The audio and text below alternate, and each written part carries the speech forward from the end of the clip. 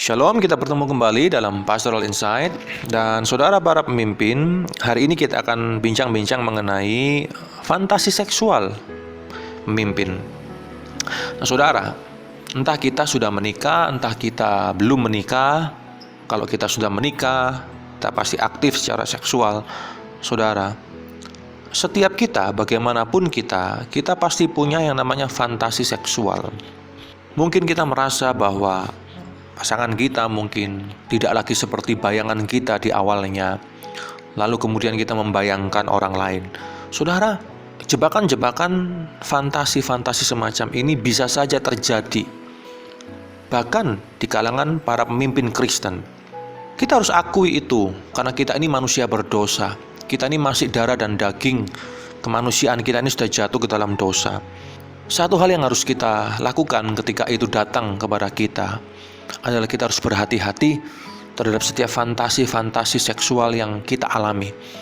Itulah kenapa Roh Kudus selalu ada untuk mengingatkan kita. Ketika itu terjadi, Roh Kudus ingatkan, maka kita harus kembali kepada Tuhan. Kita harus betul-betul minta Tuhan supaya sucikan pemikiran kita, sucikan keinginan kita. Jangan dibumbuin terus, jangan dibiarkan terus sampai kemudian itu berlarut berhari-hari dan kemudian kita ingin melakukannya. Saudara, itu adalah giringan dosa sebetulnya, tawaran dosa. Itu adalah iblis yang mengaum-ngaum siap menjatuhkan, menghancurkan para pemimpin. Kita harus berperang dengan apa yang ada pada kita. Kita harus berperang dengan apa yang di dalam kita memang.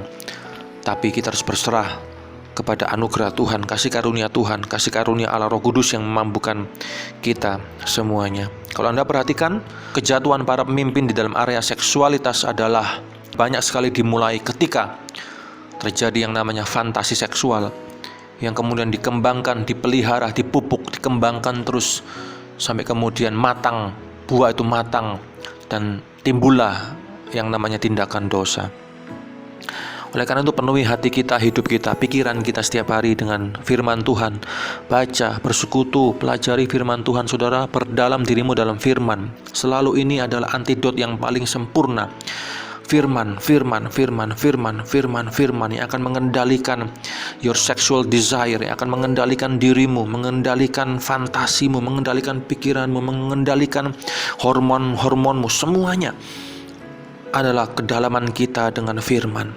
Terus lari kepada firman, jangan lari kepada ini dan itu, jangan lari kepada hal yang lain. Kuasa firman itu akan membantu saudara untuk saudara bertahan, untuk saudara hidup dengan benar di hadapan Tuhan.